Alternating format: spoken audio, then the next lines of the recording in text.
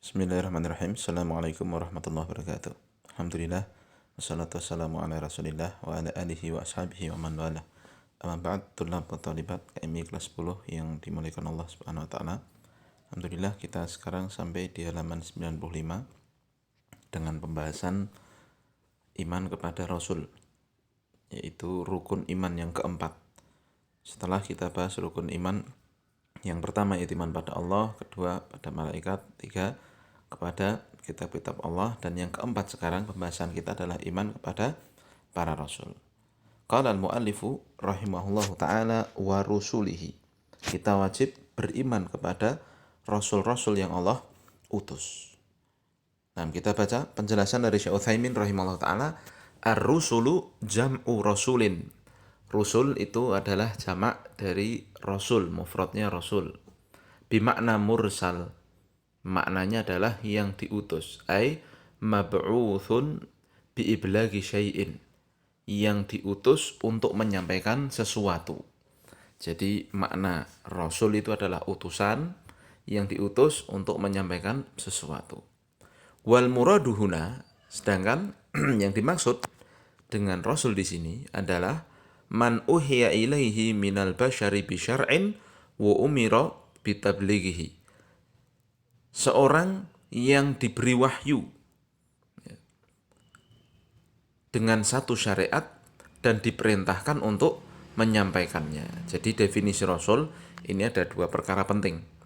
Rasul itu yang pertama manusia, siapa yang diberi wahyu dari kalangan manusia dengan syariat.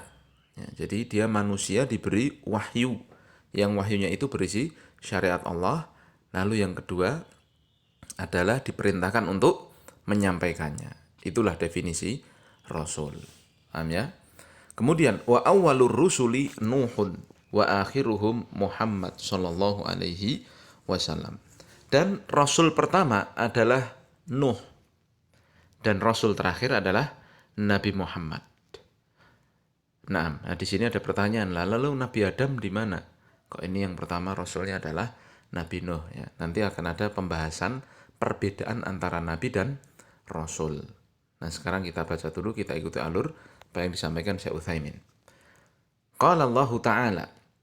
Dalilnya bahwa yang pertama adalah Nuh, yang terakhir adalah Muhammad dari kalangan rasul itu adalah firman Allah Ta'ala dalam surat An-Nisa ayat 163. Allah mengatakan, Inna auhayna ilaika kama auhayna ila Nuhin wan nabiyyina min ba'di. Sungguhnya kami wahyukan kepada engkau wahai Muhammad, sebagaimana kami telah wahyukan kepada Nuh dan para nabi setelahnya. Ya, jadi yang disebut, yang diberi wahyu semisal dengan Nabi Muhammad adalah Nabi Nuh. Ya. Wa fi sahih al-Bukhari, dan dalam sahih Bukhari, an Anas bin Malik radhiyallahu anhu, dari Anas bin Malik radhiyallahu ta'ala anhu, fi hadits syafa'ah, dalam hadis tentang syafaat, anna Nabi sallallahu alaihi wasallam, bahwa Nabi sallallahu alaihi wasallam dzakara, menyebutkan, anna nasa ya'tuna ila Adam, bahwa besok ketika menunggu sangat lama, lalu mereka ingin untuk segera diputuskan hisabnya, mereka datang kepada Nabi Adam, liyashfa'alahum fayatadhiru, untuk memohon, meminta syafaat kepada Nabi Adam, supaya minta kepada Allah agar ditegakkan hisab. Tapi Nabi Adam ya'tadhir, ya, minta maaf, tidak bisa. Ya'tadhiru ilaihim, ya, meminta maaf pada manusia yang datang pada mereka. Wa yaqulu, dan Nabi Adam mengatakan, itu Nuhan, datanglah kalian kepada Nuh, awwalu rasulin ba'athahullah. Syahidnya di sini. Ya. Datanglah kalian kepada Nuh, karena Nabi Nuh adalah rasul pertama yang Allah utus. Wa dzakara tamamal hadits. Dan haditsnya ini panjang, ya, disebutkan setelahnya dalam Sahih Bukhari. Nah, syahidnya Nabi Adam sendiri yang mengatakan, ya, bahwa Nuh adalah rasul yang pertama. Kemudian dalil berikutnya bahwa Nabi Muhammad adalah Rasulullah, ya. Wa qala Allah Ta'ala fi Muhammad, dan Allah mengatakan tentang Nabi Muhammad, maka Muhammadun aba ahadim mir rijalikum, bukanlah Nabi Muhammad itu bapak salah seorang dari kalian, walakin Rasulullahi wa khataman nabiyyin. Akan tapi Nabi Muhammad itu adalah utusan Allah dan penutup para nabi. Surat Al-Ahzab ayat 40. Walam takhlu ummatun min rasulin ba'athahu Allah ta'ala bi syari'atin mustaqillatin ila qaumihi. Lanjutnya kata Syekh Utsaimin, dan umat manusia ini tidak ada yang kosong, ya, dari rasul yang Allah utus dengan syariat tersendiri kepada kaumnya. Au nabiyin yuha ilaihi bi syariatin min qablihi liyujaddidaha, atau para nabi yang Allah wahyukan kepadanya dengan satu syariat, ya, sebelumnya untuk memperbarui syariat tersebut. Jadi intinya kata Syekh Utsaimin di sini, tidak ada satu umat pun, ya, dari generasi manusia ini kecuali diutus kepadanya nabi maupun rasul. Jadi semuanya ada, dari awal manusia ada sampai akhir itu ada nabi dan rasulnya. Allah mengatakan dalilnya, ya, walaqad ba'atsna fi kulli ummatin rasulan an i'budullaha wajtanibut taghut. Jelas sekali. Dan sungguh kami telah utus fi kulli ummatin, dalam kalimat ini, ya, pada setiap umat manusia seorang rasul. Apa misinya? Misinya untuk mengatakan an i'budullaha, untuk mengajak kaumnya agar menyembah Allah semata, wajtanibut taghut, dan menjauhi taghut. Surat An-Nahl ayat 36. Juga Allah mengatakan wa im min ummatin illa khala fiha nadhir. Dan tidak ada satu umat, jadi generasi manusia, yang kosong dari pengingat dari para rasul. Tidak ada umat yang tidak ada rasulnya, tidak ada nabinya, itu tidak ada. Jadi semua umat manusia ada rasulnya di situ. Ada nabi, ada rasul sezaman yang diutus oleh Allah untuk berdakwah, mendakwahi generasi tersebut. Wa qala ta'ala, Allah juga mengatakan dalam ayat yang lain, inna anzalna at-taurata fiha huda wa nur. Sungguh kami telah turunkan Taurat yang di dalamnya ada petunjuk dan cahaya. Yahkumu bihan nabiyyuna alladzina aslamu lilladzina hadu. Yang para nabi menghukumi dengan Taurat ini orang-orang yang mau berserah diri, ya, lilladzina hadu, ya, kepada orang-orang Yahudi saat itu, ya, yang yang memang saat itu Taurat itu turunnya untuk orang-orang Yahudi, ya. Ini cerita kepada contoh, ya, contoh Syekh Utsaimin bahwa umat terdahulu, ya, dari kalangan Bani Israel, ya, itu telah diutus kepadanya nabi, yaitu Nabi Daud dengan membawa Taurat. Taib. Kemudian, ya, kita lanjutkan pembahasannya. Warusulu basyarun. Dan para rasul itu adalah manusia. Manusia biasa. Makhlukuna. Mereka juga diciptakan oleh Allah. Laisa lahum min khasaisir rububiyyati wal uluhiyyati syai'un. Mereka tidak memiliki sifat-sifat rububiyah maupun uluhiyah sedikit pun. Allah mengatakan tentang Nabi Muhammad SAW, wa huwa sayyidul mursalin, yang mana Nabi Muhammad ini adalah rasul yang paling bagus, maksudnya pimpinannya para rasul. Wa adhamuhum, dan rasul paling agung. Jahan indallah, paling agung, paling mulia kedudukannya di sisi Allah. Allah mengatakan tentang Nabi Muhammad, qul la amliku li nafsi naf'an wala dharran. Katakan wahai Muhammad, aku tidak memiliki untukku sendiri manfaat maupun madarat, illa masya Allah, kecuali yang Allah kehendaki. Jadi Nabi disuruh mengatakan tidak bisa menguasai kebaikan maupun kejelekan untuk dirinya sendiri. Semuanya sudah kehendak Allah Ta'ala.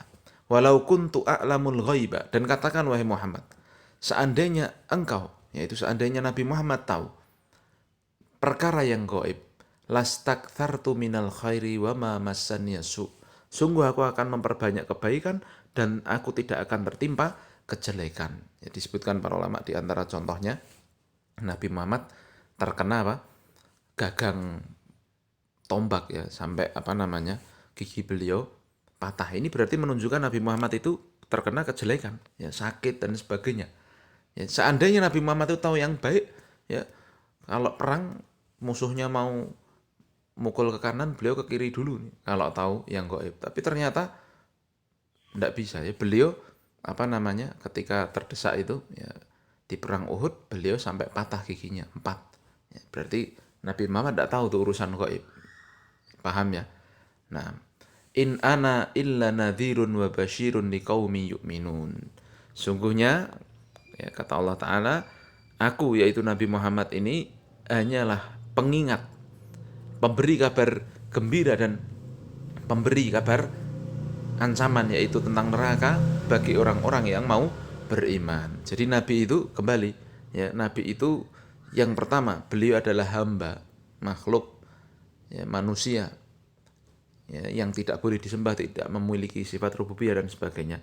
Tapi sekaligus beliau adalah utusan Allah Ta'ala yang wajib untuk diikuti. Ya, kalimat yang pernah kita bahas dulu. Nabi itu adalah abdun la yu'bad wa rasulun la yukatab. Kemudian Allah juga mengatakan dalam firman-Nya yang lain, Qul inni la amliku lakum dharra wa la rasyada, tentang Nabi Muhammad. Ya, katakan wahai Muhammad, sungguhnya aku tidak memiliki madarat maupun petunjuk bagi kalian. Qul inni lan yujirani minallahi ahadun walan ajida min dunihi multahada. Katakan aku tidak akan bisa ya, menyelamatkan diri dari Allah Subhanahu wa taala. Ya, tidak ada yang bisa menyelamatkan diriku dari Allah Subhanahu wa taala satupun. Ya, dan tidak ada selain Allah Subhanahu wa taala tempat kembali. Nah, surat Jin ayat 21-22. Jadi Nabi Muhammad itu abdun la yu'bad wa rasulun la yukadzab. Kemudian ya, dilanjutkan oleh Syekh Utsaimin. Wa talhaquhum khasaisul basyariyati minal maradi wal mauti wal hajati ila ta'ami wasyarabi wa ghairi dzalika. Dan para rasul, ini tadi kan kita bicara rasul itu manusia biasa yang tidak memiliki apa? Sifat-sifat ketuhanan sama sekali. Maka lanjutannya di sini. Talhaquhum khasaisul basyariyah. Menimpa kepada mereka sifat-sifat karakteristik manusiawi seperti sakit, mati, butuh kepada makan, butuh minum dan selainnya. Allah mengatakan tentang Ibrahim alaihissalam fi wasfihi li rabbih ta'ala, tentang ketika Nabi Ibrahim mensifati Allah azza wa jalla, walladzi huwa yut'imuni wa yaskini. Ya, dialah Allah yang memberiku makan dan memberiku minum. Wa idza maridtu fahuwa yashfini. Kalau aku, yaitu kalau Nabi Ibrahim sakit, yang menyembuhkan ya Allah. Ya. Kemudian walladzi yumituni thumma yuhyini.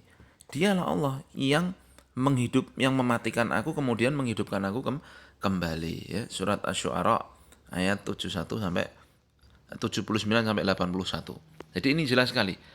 Nabi Ibrahim ya butuh makan, butuh minum. Nabi Ibrahim sakit yang menyembuhkan Allah. Nabi Ibrahim juga meninggal, nanti dihidupkan lagi oleh Allah. Ya. Para nabi adalah makhluk yang Allah ciptakan. Qala Nabi, kemudian juga Nabi mengatakan dalam satu hadis, innama ana basyarum mithlukum ansa kama tansaun fa idza nasitu fadzakiruni. Sungguhnya aku adalah manusia seperti kalian. Maksudnya manusia yang butuh makan, butuh minum ya. Ya, sifat-sifat manusia, tetapi beliau adalah rasul ya. Dan manusia bisa lupa sebagaimana kalian lupa, kata Nabi. Maka kalau aku lalai ya, maka ingatkanlah. Ini kisah ketika Nabi SAW ya sholat yang harusnya sholat asar 4 rakaat kok baru 2 rakaat salam ya. Maka para sahabat tanya, ini setelah selesai Rasul ini sholatnya di kosor toh? Enggak, harusnya 4 rakaat. Kalau bahasa kita mungkin begitu. Ya. Tapi tadi Rasulnya sholatnya 2 rakaat. Nah, maka Nabi mengatakan ini lalu memimpin para sahabat untuk sujud, untuk melanjutkan 2 rakaatnya. Ya, itulah diantara hikmah ya Nabi SAW terluput ya, karena beliau ya, karakteristik ya manusiawi. Taib. Kemudian lanjutnya kata Syekh Utsaimin, waqad wasafahumullahu ta'ala bil ubudiyyati fi a'la maqamatihim. Dan Allah mensifatkan bahwa para rasul ini adalah hamba-hamba yang menduduki kedudukan tertinggi dalam masalah peribadahan kepada Allah Ta'ala. Wa fi siyaqi tsana'i 'alaihim faqala ta'ala fi Nuh.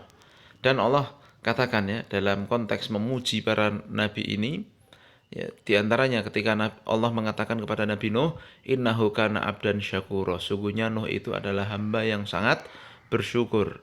Wa qala fi Muhammad, dan Allah mengatakan tentang Nabi Muhammad, tabarakalladzi nazzalal furqana ala abdihi liyakuna lil alamin nadhira. Maha barakah Allah yang telah menurunkan Al-Furqan, pembeda, yaitu Al-Quran, kepada hambanya. Agar Al-Furqan ini adalah Al-Quran ini menjadi pengingat bagi seluruh alam semesta. Dan juga Allah mengatakan tentang Nabi Ibrahim, Ishak dan Yakub sallallahu alaihi wasallam, "Wadhkur ibadana Ibrahim wa Ishaqa Yaquba ulil aidi wal absar." Dan ingatlah hamba-hamba kami Ibrahim, Ishak dan Yakub yang mereka memiliki ya tangan dan penglihatan. Maksudnya ya orang yang sangat bijaksana dan menyembah Allah Subhanahu wa taala dengan sangat puncak ibadah ya.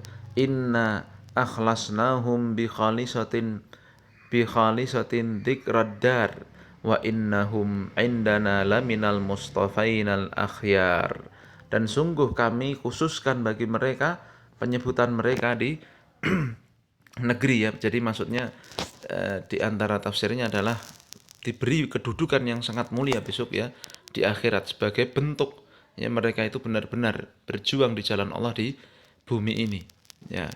Wa innahum indana laminal mustafainal akhyar. Dan sungguh mereka adalah hamba-hamba ya, pilihan di sisi kami, kata Allah Subhanahu wa taala, mensifatkan bahwa mereka para rasul ini adalah ya orang-orang yang berada di puncak ketinggian dalam masalah ibadah. Wa qala fi Isa bin Maryam, dan Allah juga mengatakan tentang Nabi Isa bin Maryam, in huwa illa abdun an'amna alaihi wa ja'alnahu mathalan li bani Israil. Sungguhnya Isa adalah hamba. Hamba berarti ciptaan Allah yang kami berikan nikmat kepadanya dan kami jadikan dia contoh bagi Bani Israel. Ya, itulah ya yang dikatakan tentang para rasul. Dan insya Allah kita lanjutkan pada pertemuan berikutnya. Subhanakallahumma bihamdika, asyhadu an la ilaha illa anta astaghfiruka wa atubu ilaik. Assalamualaikum warahmatullahi wabarakatuh.